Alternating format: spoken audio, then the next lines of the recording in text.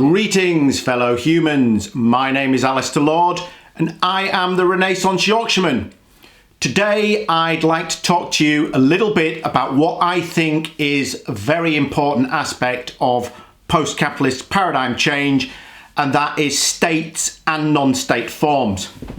So first of all, I'm going to give a little overview, then I'm going to talk about each of the forms in detail, and then I'm going to say about why they're important. So if we look at the anthropological literature, it says that there's 4 different types of human groupings. 3 of them are non-state forms, and then there's the state. So the smallest one is a band, and this is between about 6 and 60 people, more or less. The second one is a tribe, which is round about 60 to 300 people. And the third one is a chieftain, and that's round about 500 to 5,000 people. And all 3 of those can be classified as non-state forms. And then the final one is the state. And depending on who you read, they might say that the state starts at about 10,000 people, or they might say it starts at about 15,000 people. But let's say 15,000 people or more requires a state to organise that many people.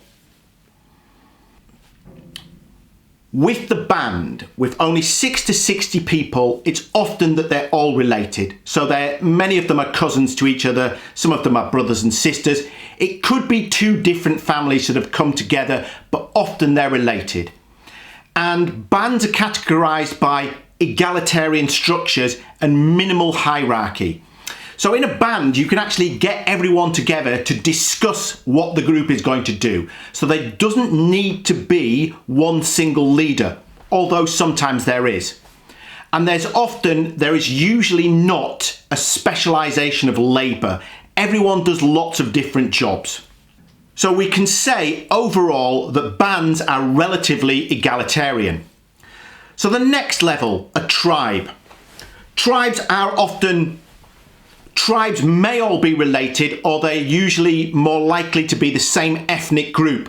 Possibly there could be some ethnic mixing. Historically, this has always happened. And again, there's not that much specialisation. Most people do most jobs. They do lots of different jobs. Lots of people are involved in childcare, for instance.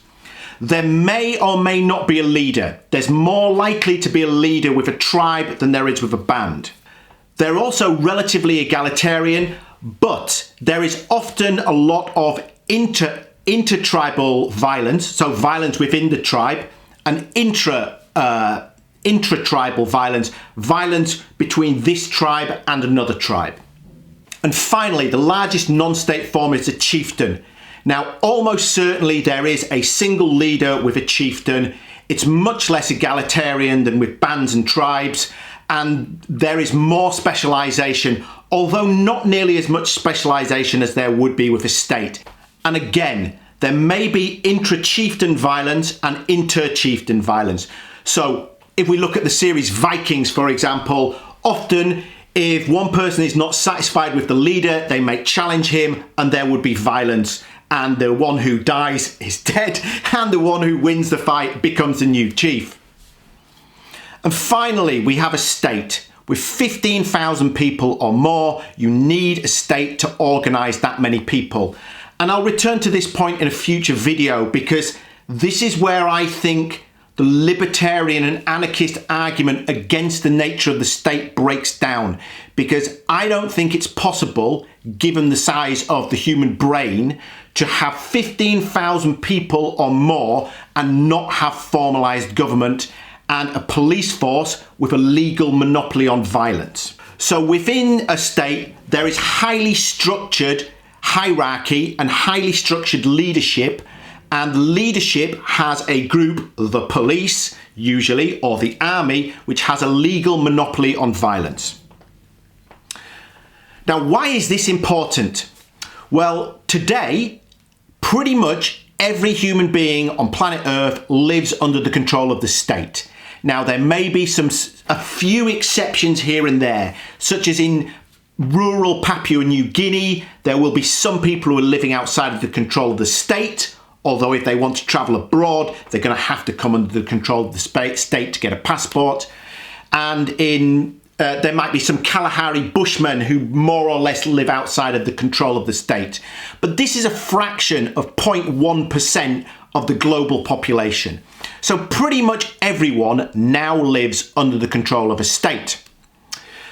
But if we look at human history, which is more or less 250,000 years, so we know that anatomically modern Homo sapiens existed 250,000 years ago. Now, according to the mainstream historical narrative, states didn't appear until about 6,000 years ago. And the first state was Sumer, and then there was Egypt.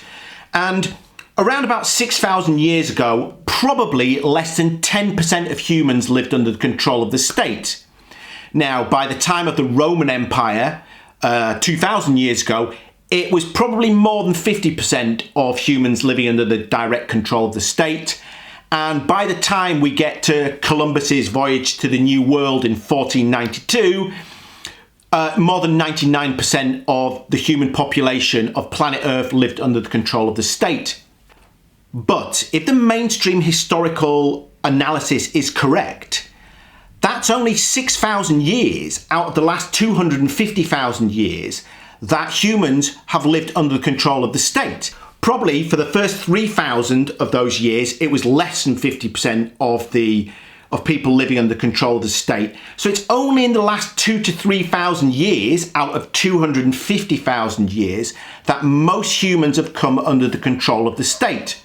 Now, I say that that means that there must be comparative advantages available to humans from non-state forms that do not exist under the state, and that therefore all humans should have the basic human right to live outside of the control of the state, so long as they're not trading in arms and doing violence on other people.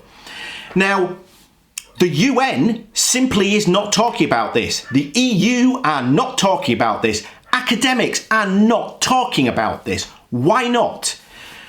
If non-state forms confer certain advantages that states do not, then surely the optimal situation for humans is that there are both non-state forms and state running in parallel at the same time.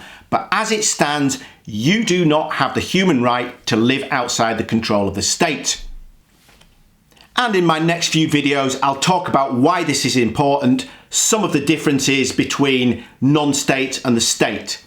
Thank you for giving me your time today. And if you're interested in these ideas, my book, Post-Capitalism, An Alternative to the Great Reset, is available on Amazon as a paperback or a Kindle.